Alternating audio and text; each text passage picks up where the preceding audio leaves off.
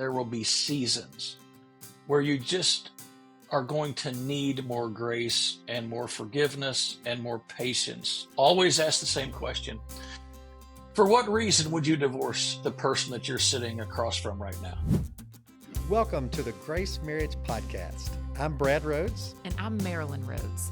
We're here to help you build a marriage that's stronger, more connected, and full of grace. I'm Rick Dayton, joining Brad and Marilyn as we bring you weekly conversations designed to inspire and equip you to live intentionally in your marriage.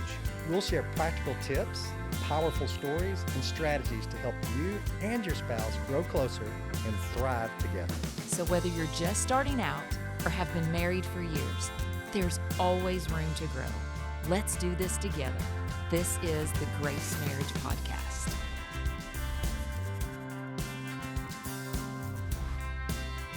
Welcome to the Grace Marriage Podcast. It's my privilege to have a great friend and somebody that I can say there's few people I respect more and enjoy being around more than Rick Howerton. Rick he's been a pastor, he's been a discipleship pastor, he's been a consultant, he's worked at Lifeway, he's an author, and he's humble. So I'm saying all that because Rick wouldn't say any of that. So it's a privilege having him on the podcast, but it's even more of a privilege having him as a friend. Welcome to the podcast, Rick. Thanks, Brad. It's a great honor, man. I appreciate the invitation.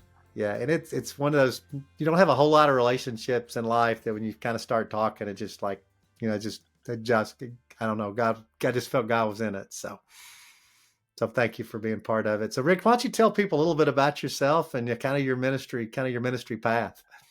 Yeah, so I've had an incredible journey. I started as a Baptist campus minister. I was actually saved through Baptist campus ministry. So to have the opportunity to engage with students in the same way that someone engaged with me was very special.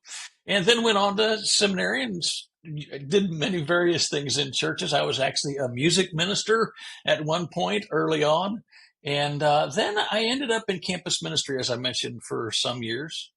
And God then called me into a local church, Living Hope Baptist Church in Bowling Green, Kentucky. And I was the associate teaching pastor and other responsibilities. One of those areas was discipleship, that is group ministry at that time. And while I was there, I got a call from Lifeway Christian Resources about coming on board to be their group's guy that would travel around the country and help with group ministries in churches of all sizes and types. So did that for a while. Actually spent after that some time with Nav Press, being their guy, taking discipleship into the local church. Planted the Bridge Church in Spring Hill, Tennessee on the side while I was doing that responsibility. And then ended up with the Kentucky Baptist Convention for 5 years as a church consultant in all areas of ministry, having a section of the state that was my responsibility. And finally landed at Lake Point Church in Rockwall, Texas, a multi-site church with about 25,000 in attendance on a weekend where I spearheaded the group ministry. And now I'm consulting, coaching, and training. So that's kind of what God has done with me, Brad, through the years ministerially. And then can I share about my family for just a moment? We would love that. Yeah, I'm married to the most incredible woman in the world. I can sincerely say, and I live with her every day for 48 years, that she is the godliest person I've ever met. And she's just phenomenal. I have two great sons. One of them is in Austin, Texas. One of them is a pastor in Rockwall, Texas. Actually, the church I serve, he pastors. And three incredible grandchildren, two fantastic daughters-in-law. Now, how was it this is a little off point, but how was it to be the discipleship pastor at a mega church that your son, Josh Howerton, is lead pastor of? Was that a unique experience? Brad, that's a great question. We actually had an agreement. It's a big enough church that he was 3 levels beyond me, even though I oversaw all of our group ministries. And we had an agreement that we would never talk church. So when the family got together, or he and we got together, there was no discussion on church matters. I would imagine there were a few times that he sent word to me through someone else that was my supervisor that something needed to be done in a different way, but we never had a discussion personally about it. Well, and it's kind of neat too. If you think you planted the Bridge, Josh Howerton became the head pastor of the Bridge, and then Josh goes to Lake Point and you come under. So it's kind of like y'all switched a little bit. So that's cool. Yeah, it's been really fun. Well, having been in ministry a long time, we're going to dive into the marriage piece of things. So you've been married 48 years, you say? 48 years. You Yeah. better be planning a cool 54. But I'll make sure you do. But anyhow, you've seen a lot of young people that get married, they're engaged, they're getting married. Kind of what would you tell a young person that's getting married or early married or maybe in those first 10 years of some perceptions they have of marriage that may not be right? Yeah, let me start by saying in my premarital counseling sessions, when we came to the last session, my last question was consistently the same. Always ask the same question. For what reason would you divorce the person that you're sitting across from right now? And I gave them the opportunity to share the answer. And if the answer was anything but something biblical, I'd say, well, then we need to talk about me doing your wedding. Because here's the deal. You will have seasons where the enemy will attack your marriage in such a way you'll want to get out. And in our culture today, it's so easy to bail. So the first thing I wanted to establish with them was this relationship is not going to end until death unless there's some kind of non-biblical experience that someone has with someone else. That was the beginning of helping them understand that if you're going to be together, then do what it takes to stay together and have the kind of life together that you've dreamed of. So, this is one reason that Grace Marriage is so fantastic, is because they have a system through which they can grow their marriage and grow their relationship. But that was one thing. The other thing is be patient. Give each other grace. We're going to make mistakes. You're going to make mistakes. You have to just say to yourself, am I giving them the amount of grace that I need to receive? Because there's going to be no perfect marriage. There's no perfect person. And we will oftentimes in marriage find ourselves longing for having a need. Let me rephrase that. Having a need for the spouse that we're married to understand that the season of life we're in, or the experience that I'm dealing with, or my work setting right now, or the mental capacities that I have for all of the pressures that I have are causing me to maybe be unkind or unloving. I need your grace. Life is a long run. Marriage is a long run if you're blessed to live long enough. And so in the context of that, there will be days, and for some people I don't understand, there will be seasons where you just are going to need more grace and more forgiveness and more patience. The other thing, and I think you and I have talked about this a little bit before, is that you're not going to feel in love all the time. I shared with Brad in a conversation once that as my son came to be the pastor at the Bridge Church that I had planted, he was doing a sermon series on marriage, and he thought, well, I'll have my dad and mom up. They've been married quite a while, and they've done well in their marriage. And I warned him. I said, I'm not sure, son, you really want to do that, because I'm going to be very honest. And so one of the questions he asked us was, how have you stayed in love all of these years? And my response was, I haven't been in love with your mom all these years. I haven't felt in love with your mom all of these years. Those emotions that we had when we were dating and early married, they don't exist the way they used to. But I also said this, during that season when I didn't feel in love, I stayed in the game. I did the best I could to show her the love and the connection that she needed and deserved. And on the other side of that dark season was the brightest of seasons. Mm-hmm. So one of the things I wanted to instill in them was this is not a sprint. This is a long, long, long marathon, and it's a beautiful one.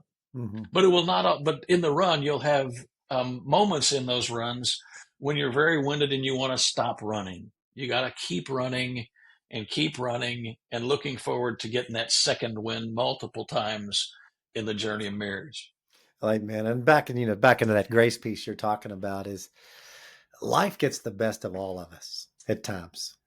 I mean, Marilyn had a season where we had a kid. We thought we died in our arms.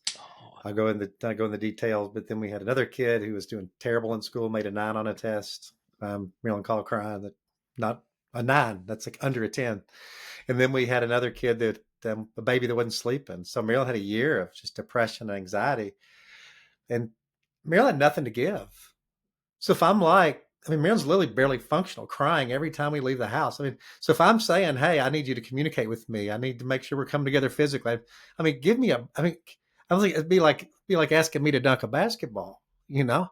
And but we had another season when the law got the best of me, and I was cold, I was distant, I was waking up at 3 a.m. I was snappy, I was even ashy looking. I even looked bad skin wise. People thought I'd maybe be diseased or something because I was so stressed. I didn't want to do so bad, but Marilyn gave me grace in that season. One day I came home, Rick, and she was crying. I said, "What's wrong?" She goes, "I'm so worried about you. And I've been praying about you all afternoon." You know what she didn't say to me? "You're not a good husband." What she said to me was, "I love you and you're not doing well." She went to love me in the struggle, not take offense at the manifestation of the struggle. So I couldn't agree with you more that offering people the grace that Jesus Christ has offered you is the key to marriage. Let me say something you don't want to hear that I was forced to hear because of my mistakes. There was one season when I became extinct in our marriage. Our youngest son was dealing with addiction. I was traveling on the road 110 days a year to churches, helping them. It was my job. And I was planning the Bridge Church. So if I was in town, I was at a meeting for the church plant. If I was on the road, I was either working on a sermon or preparing something or doing my job. Julie was forced to deal with the issues with my son by herself. And she was so loving and caring. She never really verbalized to me how difficult that was. And then a few years after we were through that season, in a conversation, she told me, "I felt all alone in the most difficult time of our lives, and you chose not to be available." And I just want to be real honest to your listeners. She would want to talk when I came in off the road, and I was so overwhelmed with so much that I would say, "Julie, I just don't have it in me to get into this."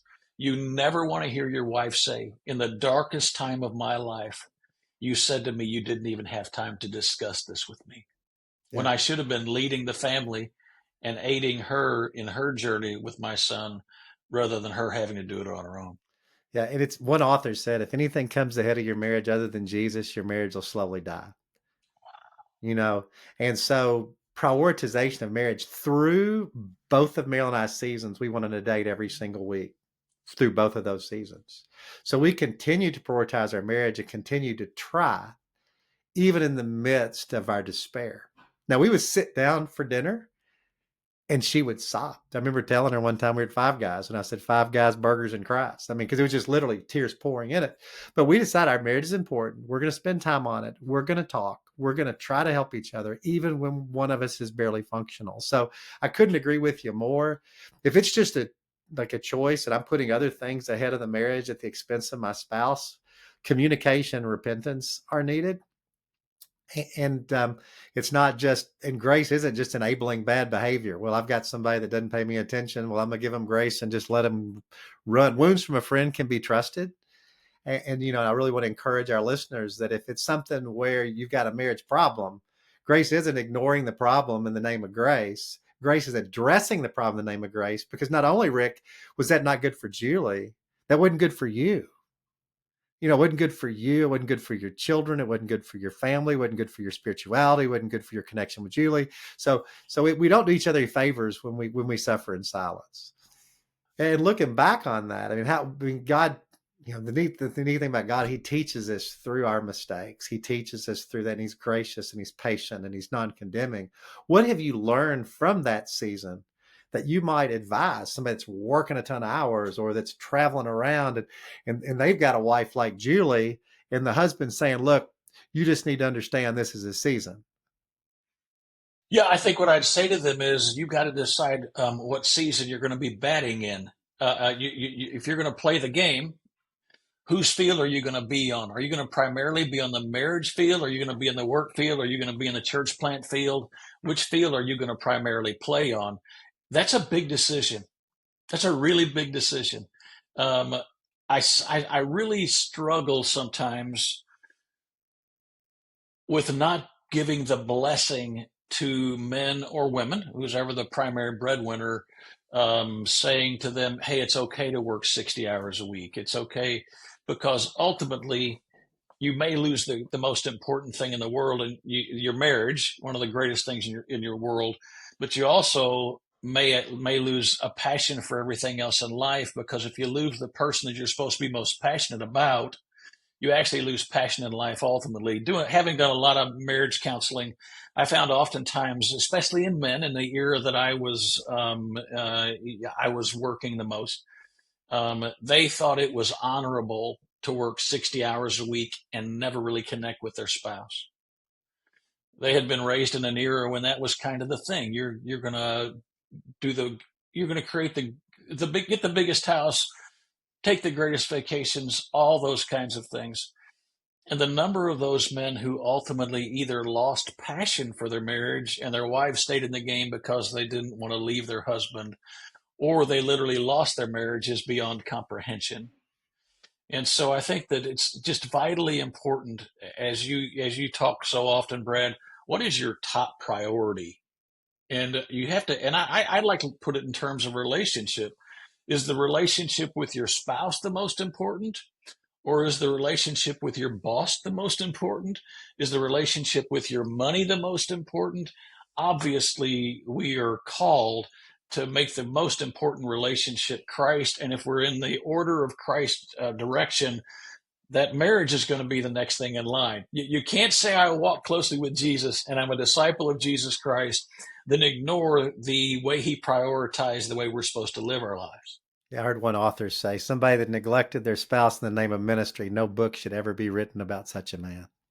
Yeah, and yet they have been written, for sure. Yeah, and yeah. You were talking about the season thing too. Is you were blessed that your marriage survived that season. A lot of marriages don't. I mean, I talked to a businessman who said, Brad, this is a 2-year season. And at the end of that season, we will be set for our lives. And I said, you can't put marriage on hold. He said, well, I'm going to. And 2 years later, he didn't have to work anymore. And 2 years later, he didn't have a wife. So, well, I believe there's only one reason that we never talked divorce during that era. One is my wife's character is not that, and she would be the one that had the opportunity or had the right to bring that up. But then we miraculously came together as a married couple. God, it was literally a miracle the way that we became a couple. And the night that we got engaged, one of the first things we said to each other was, we will never, ever say the word divorce to the other person. So at that point, it was concreted that we're not going to have that discussion. If you never have the discussion, you never go down that route. That's true. Yeah, it's so true. And it's the grace piece. I say that grace to a marriage is like oil to an engine. It can't run without it. I mean, it's like, because Rick's imperfect, Julie's imperfect, Brad's imperfect, Marilyn's imperfect. And if you don't get the grace piece, my imperfections or Marilyn's imperfections will stop the engine of marriage and it can't grow or run. So it's it is, you got to focus on it regularly because we're not in a grace focused society. Yeah, right. That's true. That's true. But we should be in grace focused churches though. Amen. I mean, if you're in a grace-focused church, it should spill over not only in relationship to other church members and to the staff at your church and the pastor of your church. It should spill over into your marriage. But Brad, I think I've told you this. When I heard about your ministry, and then I heard you talk about giving grace in marriage, it was one of the biggest aha moments of my entire life related to marriage. Maybe it's because of the generation I grew up in. I don't even know if I can describe this. We didn't view our spouse. Yeah, I think I can. Not very well. I'll give my best shot. We didn't view our marriage as a relationship to work at.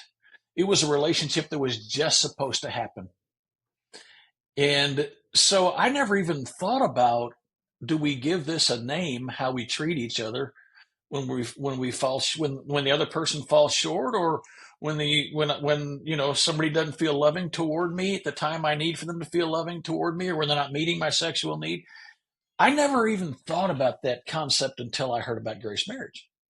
And I wonder how many couples out there have never even heard that concept. You're exactly right. It's for some reason I don't know how this happened. This strong emotion of dating when you're like so into each other, it gives you the deception and illusion that it's just going to work. We have such a strong feeling. We like each other so much. We have the sexual attraction. We have all this stuff. It's right. It's going to work. And then they get married and it doesn't. But nothing, marriage never thrives on autopilot, and nothing works without intentional investment. And like John Maxwell said, nothing grows by accident.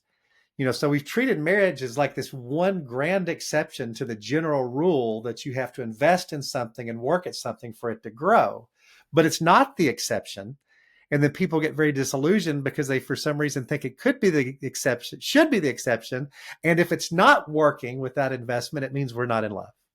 Yeah. So interestingly for me, and I hope there are a lot of pastors that watch your or listen to or watch your podcast. When I heard about grace marriage, one of the things that went through my mind was, how many years have I been responsible for a team of people who I spent time doing team building exercises, creating a list of values we're all going to live by so that we have great relationships, but never thought about it for my marriage. I know. And frankly, when I got married, I didn't either. So Meryl and I were crazy about each other. We were in love. Got married. Fast forward 6 months, she can't stand the sight of me. Somebody gets in my face and says, Brad, you have to invest, and stays on me. And I say, okay, I'll date Marilyn once a week for the rest of my life. And guess what? We started investing and our marriage came alive. If we stopped investing today, quit spending time together, our next date is tonight. And if we quit, it wouldn't be long at all till we just had this stagnant, complacent, coexistent norm that brings God no glory and neither one of us are happy with. Yeah. Okay, can I ask you a question, Brad? I'd love it. So there's a statement that is used often about pastors, and it's true, that their affair is with their church. Mm-hmm. You've probably counseled a lot of pastors in your time, Mm-hmm. and I've worked with a lot of pastors. What would you say to a pastor to help them understand, first of all, if they do have an unhealthy relationship with their church that is overriding their relationship with their spouse? And then what would you say to them to help them understand the importance of being with their spouse, even if it hurts their ministry? Well, the irony is you think it hurts your ministry, but actually it's what makes you qualified for it. Oh, that's good. I mean, it's like what you think hurts your ministry is actually a qualification of your ministry. And frankly, if your spouse feels that the church is more important than your spouse, you're probably not managing your household well, and you might want to question the qualification to continue to serve in your role. Because living out a godly marriage, managing your household well, I remember I was at an elders meeting and somebody said, our wives have to realize it's hard to be married to a pastor. And I said, well, who made that up? I said, look at 1 Timothy and Titus. You manage your household well. You're generous. You're kind. If you're hard to be married to, you're probably not qualified for this position. I mean, because if your spouse doesn't have about the best gig in the church, I would question whether you have 1 Timothy, Titus qualifications. And as lead shepherd, as the shepherd of your church, if somebody wants to know how to love a woman well, they should watch you. So if one of them know what it looks like to lay down your life for somebody else, to give them grace, to give creative love, I mean, the shepherd should show the way. The shepherd shouldn't say, because I'm the shepherd, I can't show you the way. It's like, well, I'm so busy being your shepherd, I'm not a good example for you. I mean, it doesn't make any sense. And I had one pastor that you actually introduced me to, Rick, that sent me an email I'll never forget. He said, thank you. I'm enjoying my wife. We're spending time together. We're connecting. Life has changed. No longer am I taking away from my ministry. I'm remaining qualified for it. And guess who the biggest beneficiary of that was? His church. And guess who's probably going to have a lifetime of ministry now? Him. And I love what Pete Scazzaro said, lead out of your marriage. So, that's so good. I most of my life has been working with pastors, not pastoring an individual church. And it's just always one of those things. How can we help them understand their success is not determined by the size of their church? Oh, it's often determined by the relationship with their spouse, and God will honor that. Yeah. And to end this episode, I'd like to say, if you're in a church and you're not a pastor, oftentimes the congregation is the enemy of the pastor's marriage. Because what's the congregation doing with their pastor? Can you come to this event? Can you come to this? Can you lead this? Can you be at this thing? Can you come to this? I want you to switch and say, hey, would you do me a favor and not come to this and stay home with your bride? Hey, I'd love you not to do this weekend retreat with us because I really don't want you to, because I'd rather you be with your wife, because I'm more interested in you having a lifetime of fruitful ministry than making my weekend better. So I think now our lead pastor said before Grace Marriage and before he had a different perspective, everybody pulled him away from Annie. And nobody was pushing him toward Annie. Everybody can you do more ministry? Nobody was telling him, can you do more time with your bride? And so as congregations, we can love our leaders well by being a godly encouragement from them, not being frustrated they're not at everything all the time. Yeah, and by the way, pastors need to be given permission oftentimes to say no. Yeah. If their elder team, if they're business people and they're workaholics, they think their pastor ought to be a workaholic. Or if it's a deacon-led church, the deacons think we hired them to do all the ministry. It is vitally important for those listening who have leadership roles that are non-staff roles, but they have the influence over their pastor to say, I don't want to see you here for a while. Yeah. I worked for a pastor in Bowling Green, Kentucky, amazing guy. And I have deep tendencies to workaholism. I mean, it's been my entire life. And he would actually say to me, you are taking your day off this week. Well, I got some things I need to get done. No, you're taking your day off this week. And when are you and Julie going to be together? And I was just like, I don't know if I want him in my space. What I realize now is it wasn't a disciplinary action. It was a brother who loved me. Yeah, I heard somebody say a 60-hour work week is a greater sign of ego than love for Jesus. It was in my case. Yeah, we don't know that, but well, Rick, if your church has a discipleship ministry, or Rick does discipleship cohorts, if people are going to look you up and find out how to get their discipleship pastor into your cohorts, how will they find you? Yeah, just let me give you my email address. I don't have I don't have a website and those kinds of things, because I really just want to keep this really laser focused and spend more time helping church leaders than keeping a website up. It's just not my thing, obviously. But yeah, you can just email me, and I'd love to engage and help. Is Rick, RICK, .pgcc@gmail.com. PGCC, and I wrote a book called The Perpetually Growing Church. That's where the PGCC came from. Rick.pgcc@gmail.com. Well, thanks, Rick, for being on the podcast. And if you're not intentionally investing in your marriage, you're missing out on something that God gave you, and that's the ability to richly enjoy your best friend. Somebody told me it's like a perpetual sleepover with the best friend in the world. So marriage is a great gig. Enjoy it, and look Rick up. Thanks for being on the podcast, Rick. Thank you. It's an honor. Thank you for joining us on the Grace Marriage Podcast. We really hope you're feeling inspired to take intentional steps to grow in your marriage. If you enjoyed today's episode, please don't forget to like, subscribe, and share it with a friend. Your support helps us spread the message of grace and reach even more couples. And if you have a moment, please leave us a review. Your feedback means a lot to us and helps others discover the podcast. To learn more about how you can grow in your marriage, visit us at gracemarriage.com. Keep building stronger, grace-filled marriages. We'll see you next week on the Grace Marriage Podcast. Until then, keep growing in grace.